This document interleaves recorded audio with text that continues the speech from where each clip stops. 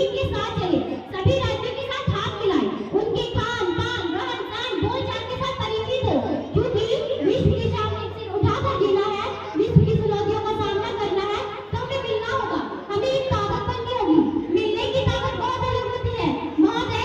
अकेले हम एक दूध की तरह है, मिल जाए तो सागर, अकेले हम एक कागज है, मिल जाए तो किताब, अकेले हम एक धागा है, मिल जाए तो चादर, अकेले हम दुआ है, मिल जाए तो इबादत, और युवाओं अकेले हम पत्थर है, मिल जाए तो इमारत, मिल जाए तो इमारत, तभी जाकर हमारा राष्ट्र निर्माण संभव है।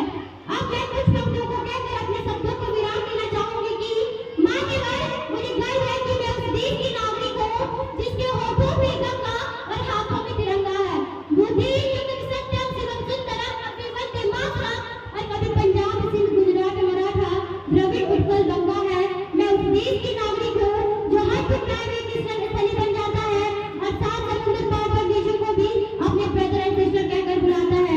यही पेड़ की पूजी भूमि भारत देश कहलाता है, भारत देश कहलाता है। जय हिंद, जय Bharat. Wow, what a speech!